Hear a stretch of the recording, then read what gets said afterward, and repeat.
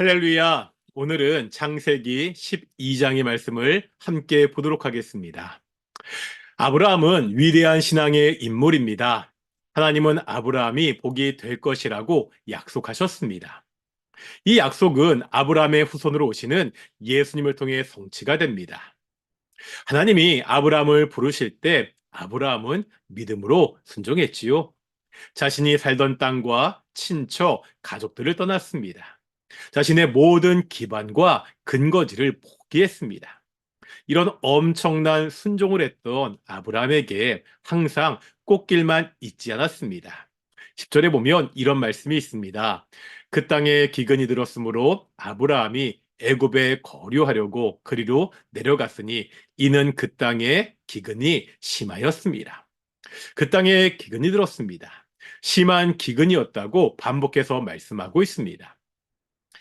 기근이 있었다는 사실 자체는 그다지 문제될 것이 없지요. 지금도 기근은 일어나고 있습니다. 하지만 오늘 본문에서는 그럴 수가 없습니다. 그 기근이 일어난 장소 때문입니다. 기근이 일어난 곳이 그 땅, 이렇게 말하고 있습니다. 그 땅은 어떤 땅이죠? 가나안 땅입니다. 가나안 땅은 어떤 땅입니까? 하나님이 아브라함에게 주시겠다고 약속하신 약속의 땅입니다. 아브라함은 이 땅을 위해서 자신의 고향, 친척, 가족을 떠났습니다. 오직 말씀에 순종해서 이곳까지 왔습니다. 바로 그 땅에 하나님이 약속하신 땅에 기근이 닥쳤습니다. 교회에서 누군가에게 어려움이 생기면 쉽게 말하는 경우들이 있습니다. 고난의 원인을 도덕적으로 설명하려고 합니다. 쉽게 말하면 죄를 져서 그렇다는 말입니다.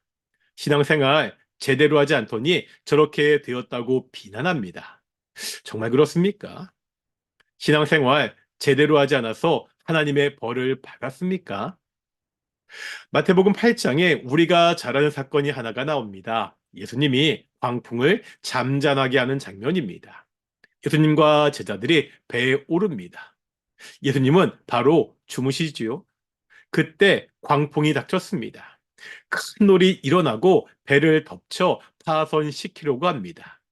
제자들은 죽음의 공포를 느낍니다. 주무시는 예수님을 깨우고 예수님을 광풍을 잔잔하게 하십니다. 배가 바람을 만나 위태롭게 되는 것은 흔히 있는 일입니다. 그래도 최소한 이 배는 이러한 일을 만나서는 안 됩니다. 예수님이요, 이 배에 타고 있기 때문입니다. 적어도 예수님이 타신 배는 안전해야 되는 것 아닙니까? 예수님이 우리 안에 계시면 안전하게 인생을 항해할 수 있어야 되는 것 아닙니까? 예수님이 타신 배에 광풍이 닥치고 있습니다. 죽음의 위협을 느끼고 있습니다. 예수님이 함께 하시는데도 여전히요, 고난과 어려움이 있을 때가 있다는 거예요. 약속의 땅에도 기근은 찾아옵니다. 믿는 사람들에게도 고난은 찾아옵니다. 하나님의 뜻대로 사는데도 어려움이 있다는 겁니다. 중요한 것은 그 고난이 닥친 현실이 아닙니다. 그 고난의 현실 앞에서 우리가 어떻게 반응하느냐입니다.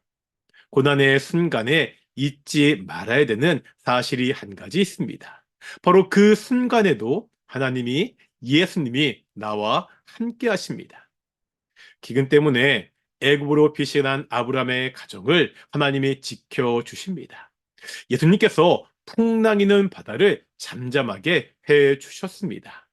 우리가 할 일은 여전히 우리와 함께 하시는 그 하나님을 믿고 의지하는 일입니다. 오늘 하루도 어떠한 상황에서도 하나님을 믿고 의지하시기를 축원합니다. 기도하시겠습니다. 사랑과 은혜가 충만하신 아버지 하나님 감사드립니다. 때로 우리에게 고난이 닥치고 어려움이 있을 때가 있습니다. 도무지 그 원인을, 이유를 알지 못할 때도 있습니다. 하나님, 그러할 때마다 우리가 고난의 현실을 그냥 불평하지 않도록 주께서 지켜 주십시오.